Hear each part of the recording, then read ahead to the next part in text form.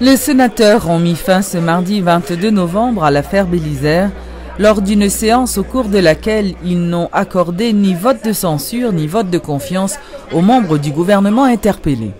Reportage, Georges Allen.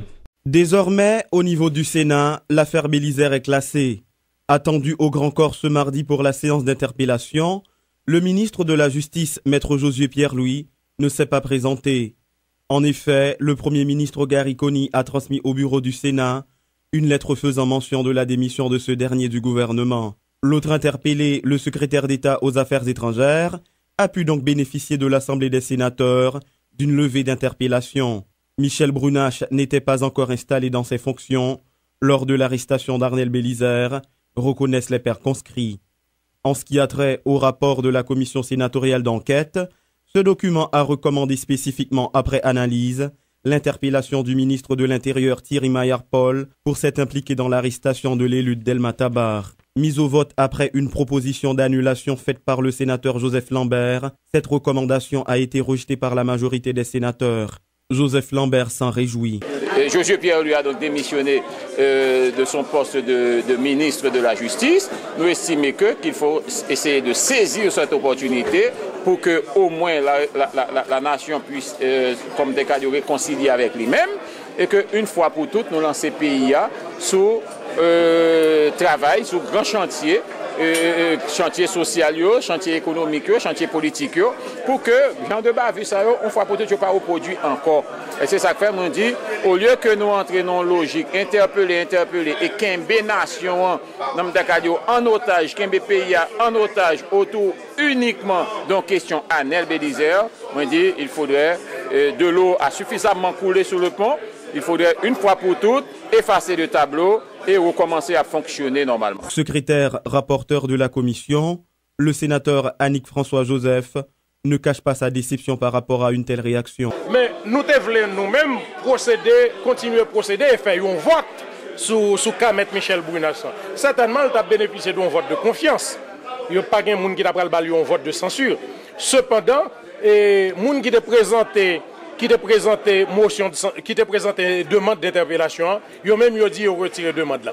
Bien que retirer demande là, faire retrait de la demande, il était venu un peu tard, il n'est pas venu dans le moment pour le venir parce que c'est 24 heures avant séance là, et voilà que le retrait a fait dans mi-temps séance là. Donc vous comprenez, c'est encore une autre violation. Ça veut dire nous participer aujourd'hui à un ensemble de violations de règlement intérieur Sénat. C'est ça qui est plus grave là, c'est que nous violons propre loi PAN. L'Assemblée des sénateurs étant souveraine, le président du Sénat s'est gardé de tout commentaire autour de l'attitude de ses collègues.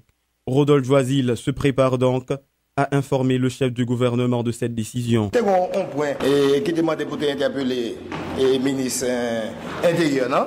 Eh bien, l'Assemblée a décidé, dans sa majorité, de décider de rejeter le point ça. Mais point dès demain, rapport selon modification que le sénateur a porté là-dedans, à complet. Au niveau du Sénat de la République, et son bail qui est classé. L'affaire est classée certes, mais un point capital reste à souligner. Entre autres recommandations, les sénateurs commissionnaires souhaitent que le président Martelly reconnaisse publiquement qu'il s'était mal comporté dans le dossier du député Arnel Bélisaire. Somme toute, ils invitent le chef de l'État à convoquer des assises entre les trois pouvoirs en vue de statuer sur les grands dossiers d'intérêt national. La première dame de la République, Sophia Martelly, a effectué ce mercredi une visite au camp Zanmi Béni, une structure qui prend en charge les enfants handicapés. Madame Martelly était accompagnée du ministre des Affaires sociales, François Lafaye. Jacques Bourdeau était sur place. Le centre d'hébergement Zanmi Béni, fondé en janvier 2010, gère environ une soixantaine d'enfants normaux et handicapés. Zanmi Béni est une institution philanthropique qui prend soin des enfants démunis. Une institution dotée d'une très grande structure dans laquelle les enfants sont traités avec respect et affection. Rose Moreau-Gédéon et Jean-Marie Chérestal, l'ancien Premier ministre, sont les principaux responsables de Zanmi Béni. On prend soin des enfants. Chaque jour, un programme bien rempli avec ces enfants-là. On fait des programmes d'éducation, ils jouent, tout. Vous voyez, ils sont vraiment en santé. Ici, ils bénéficient de la plus grande attention. C'est des enfants qui sont véritablement traités de manière humaine, avec beaucoup de dignité. Au centre d'hébergement Zanmi Béni, tout est conçu pour rendre agréable à l'environnement des enfants, comme ce dortoir par exemple. Une image qui retient l'attention de la première dame de la République et qui se dit étonnée de découvrir un si beau milieu où il fait bon vivre. Rêve moi, pour tout le monde, je suis content que je dis que rêve moi presque réalisé pour eux parce que y a un bel encadrement, il y a un bon encadrement. Rêve moi c'est pour l'autre qui n'a pas un encadrement, ça pour une possibilité pour jouer même infrastructure ça, pour jouer même traitement ça. Frappé par la beauté du centre d'hébergement Zanmi Béni, le ministre des Affaires sociales, Jean-Richel Lafaye, promet de travailler pour prendre en charge les enfants de rue. Aux affaires sociales, nous gagnons une agenda nationale pour l'enfance en danger, des gens qui sont très vulnérables. Nous comptons dans peu de temps avec le gouvernement faciliter les gens qui sont dans la rue, trouver un espace pour évoluer. Ne pas dire même ça, parce que ça, Jean Lia là, il y a pile de dépenses qui fait, il y a pile volonté qu'il a donné. Mais au moins, il a évolué dans un espace côté monde qui a évolué. Ce centre d'hébergement qui accueille les enfants handicapés et normaux est un modèle des belles choses que peuvent réaliser les Haïtiens. C'était Jacques Bourdeau depuis ce centre à Santo 18 pour Télémétropole. Une situation de tension a régné ce mercredi à la Direction générale de l'Office national d'assurance vieillesse, l'ONA, suite à un malentendu entre agents de sécurité de l'ONA et ceux d'une institution privée appelée à les renforcer. Mais peu de temps après, le calme allait revenir suite à l'intervention décisive du nouveau directeur. Suivez un extrait de l'intervention du directeur qui promet de travailler pour l'avancement irréversible de l'ONA. La situation faite pour le traiter dans tête frette. Pour régler dans tête frette, il faut que l'autre a parlé, l'autre a écouté. Job pas me saluer, c'est assurer que nous tout bien. Qui ça me fait déjà? Est-ce que nous faisons bagaille pour nous plus mal? Est-ce que nous faisons bagaille pour nous plus mal? Est-ce que nous faisons bagaille pour nous plus mal? Moi-même, je pense que c'est sécurité pour encadrer nous, pour tout le monde travaille bien. Pour les tigres, ils viennent là, ils ont entré en toute sécurité, ils sortent en toute sécurité. Encadrement, moi-même, je demande la fête. C'est un encadrement technique. Ce n'est pas désarmement, ce n'est pas retirer le monde, mettre l'autre monde. Si un monde suspect, ce n'est pas moi qui fais le suspect. C'est un petit problème.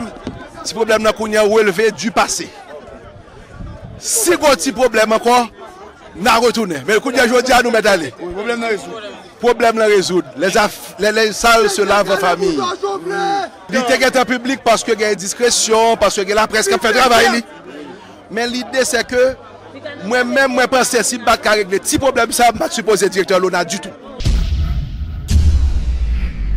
Le ministère de la Planification a clôturé ce mercredi un forum de 2 jours en vue de l'élaboration d'un plan stratégique dans le cadre de la reconstruction de la région métropolitaine de Port-au-Prince. Ce forum, qui avait pour objet la planification stratégique de la zone métropolitaine de Port-au-Prince, bénéficie de l'appui technique du Programme des Nations Unies pour le développement, le PNUD, à travers le projet Gouvernance territoriale et réforme administrative et de l'agence ONU Habitat. Port-au-Prince, c'est capitale, un pays qui relève une entité chaotique, ingouvernable. Donc, dans Port-au-Prince, on va joindre des éléments de chaos. Deuxième bagage qui est caractéristique et qui est fondamentale de Port-au-Prince, c'est que Port-au-Prince épuise toutes les ressources payantes. Ça veut dire que tout le bagage qui a fait dans le pays, c'est dans Port-au-Prince. Donc, un élément fondamental de construction, d'une stratégie de reconstruction, c'est contrecarrer la centralité de Port-au-Prince. Et pour contrecarrer la centralité de Port-au-Prince, une bagage fondamentale que nous gagnons pour nous faire, c'est développer des pôles régionaux de développement. Autour du Cap c'est une, autour des CAI c'est un l'autre. Mais le CAI pour contre lui, les CAI pour contre lui, pas jamais capable de contrecarrer la centralité de Port-au-Prince. Donc, il faut que nous fassions des villes, concours le Cap, concours les CAI, nous fassions de villes, ça des vraies villes. Seuls gens pour faire de villes, ça des vraies villes, faut ou pas reproduire au Cap, ça que par exemple, on va reprocher Port-au-Prince. Le gouvernement s'apprête à organiser le 29 et 30 novembre prochain un forum d'investisseurs. L'annonce a été faite par le secrétaire exécutif du Conseil consultatif présidentiel, Karl Jean-Louis.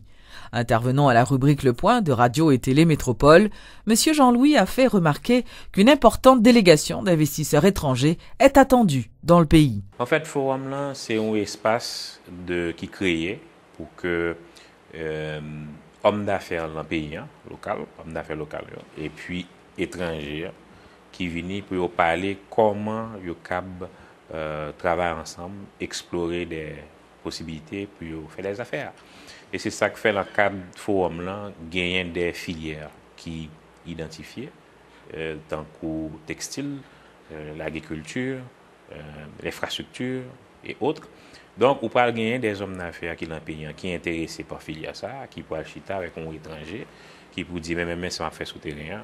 Il y a plusieurs scénarios. Un scénario côté que nous avons un partenariat, côté que si nous sommes entrepreneurs dans l'exportation de je ne sais quoi, eh bien bon, on doit joindre un investisseur qui dit bon même mon cher, m'a investi dans la compagnon là, on travaille ensemble pour cap grandir. Ça c'est un scénario. Ou l'autre scénario côté investisseur qui doit venir, il dit bon même d'ailleurs c'est 10 caractères, 20 caractères et d'ailleurs investir dans ça en Haïti. Genre, par exemple nous qui passé dans Caracol côté que il y a une firme coréen qui vient, il dit la vente textile, c'est dans zone ça que pour aller et la établir en Haïti, créer emploi. Donc c'est un espace côté que un échange qui fait entre investisseurs et gouvernement et puis hommes d'affaires là pour voir comment ils peuvent mettre comme là et garantir que vous fait profit et garantir que en même temps tout gagne un job qui créé pour que haïtiens et qualité de vie haïtien cap changer à travers de l'investissement ça. Les ONG et des membres du secteur privé envisagent de renforcer le secteur agricole à l'initiative de World Vision.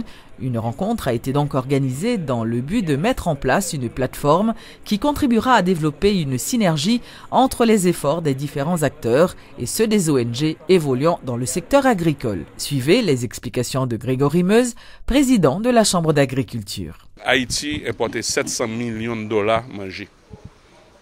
Haïti pas compétitif en agriculture. Pour qui ça pas compétitif? Il n'est pas compétitif parce que on code rural qui a 50 ans, on est qui font une entreprise agricole, il n'est pas capable de crédit, planteur n'a pas prêter pour le faire agriculture le marché, il n'a pas accès à nouveaux semences, il n'a pas accès à un paquet de bagailles, donc c'est pas qu'haïtien pas capable de travailler, produire, manger pour nourrir tête li. On époque nous était autosuffisant du riz. OK, c'est parce que conditions pas là et l'État pour mettre conditions ça, secteur privé pour mettre conditions ça, ONG là pour supporter avec aide internationale là, faut dans la bonne direction parce que sans ça, nous pas des problèmes, nous avons un problème de sécurité alimentaire, nous pas de problème de prix manger et puis nous avons un problème déjà de chômage dans le pays. Donc faut nous retourner mettre devoir nos propres, nous tous nous travaillons ensemble, c'est pas responsabilité au monde, c'est responsabilité nous toutes pour nous déterminer qui ça pour nous faire. Pour 400 000 jobs créés dans l'agriculture, pour que les gens capable de crédit rural, pour les gens capable de assurance rurale, pour un cultivateur, pas un cultivateur ou bien un paysan, pour son entrepreneur, un micro-entrepreneur, un entrepreneur moyen, un grand entrepreneur dans l'agriculture. Qui ça va le faire pour nous donner une dignité et qui ça va le faire pour Haïti, pour tête pour suspendre importer manger, 700 millions manger, importer Dominicaine, importer États-Unis, importer tout partout, Uruguay, et qui ça va le mettre ensemble pour que nous soyons capables de reprendre le pays.